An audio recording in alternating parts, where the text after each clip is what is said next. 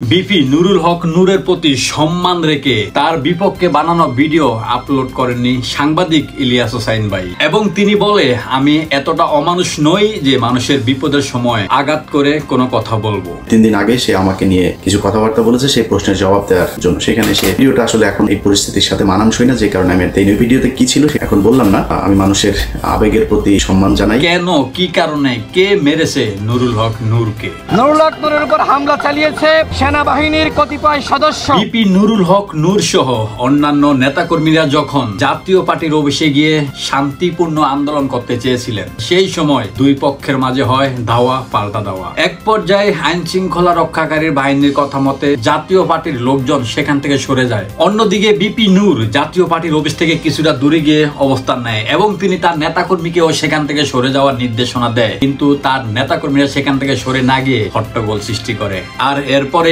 লাঠিচার্জ করতে বাধ্য হয় আইন শৃঙ্খলা রক্ষাকারী বাহিনী। নুরুল হক নূর নিজেও জানতো না যে তার নেতাকর্মীরা সেখানে আইন শৃঙ্খলা রক্ষাকারী বাহিনীর সঙ্গে বাদ বিতণ্ডে জড়িয়ে পড়বে। সেনাবাহিনী পুলিশের কেন তোমরা ওখানে থাকবে? আমরা চলে আসছি এদিকে।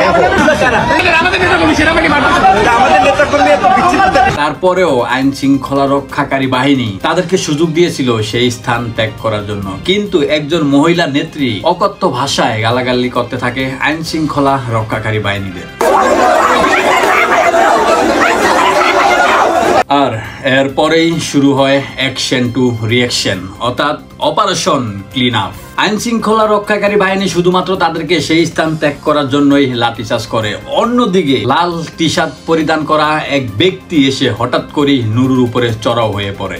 এলোপাতারি বাড়ি শুরু করে নুরুর পুরো শরীর জুড়ে। এক পর্যায়ে রক্তাক্ত নুরু লুটে পড়ে মাটিতে। পরবর্তী সময় নেতাকর্মীরা ধরে তাকে হসপিটালে নিয়ে অ্যাডমিট করে। অন্যদিকে যে ব্যক্তি নুরুল হক নূরের উপরে আক্রমণ করে সেই ব্যক্তিকে সেনাবাহিনী পুলিশ আটক করে। পরবর্তী সময় আবার তাকে ছেড়েও দেয়, কিন্তু কে সে ব্যক্তি, কেনই বা নুরুর উপরে এতটা চড়াও হলেন তিনি? কিছু গণমাধ্যম সূত্রে জানা যায় সেই ব্যক্তি পুলিশের সদস্য, এবং নুরুল হক নূরের সহকারী রাশেদ বলেছে নুরুল হকের উপরে শুধুমাত্র আক্রমণ চালিয়েছে আইন শৃঙ্খলা রক্ষাকারী বাহিনী। নুরুল হক নূরের উপর হামলা চালিয়েছে সেনাবাহিনীর কতিপয় সদস্য। এমন একটি ঘটনাকে কেন্দ্র করে গতকাল রাত থেকে শুরু হয় সারা দেশব্যাপী বিভিন্ন ছাত্র সংগঠনের মশাল মিছিল সহ বিভিন্ন কর্মসূচি।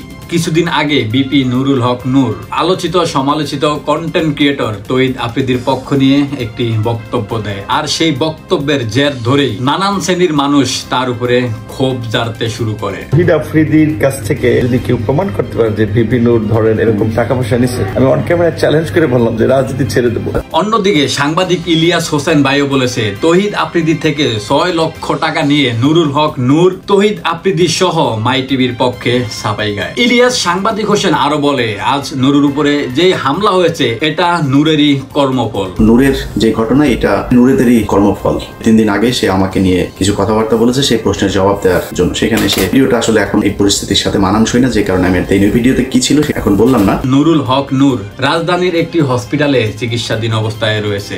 ডাক্তার বলেছে তার অবস্থা বর্তমানে কিছুটা আশঙ্কাজনক, আর এই অবস্থায় বিএনপির নেতাকর্মী সহ বিভিন্ন রাজনৈতিক দলের নেতাকর্মীরা নুরুল হক নূরকে দেখার জন্য সেই হসপিটালে ছুটে যান। অন্যদিকে ডক্টর ইনুস সহ বিএনপির ভারপ্রাপ্ত চেয়ারম্যান জনাব তারেক রহমান বিপি নূরের খোঁজ নিলেন এবং তার উপরে হামলা করার তীব্র নিন্দা জানান তারা।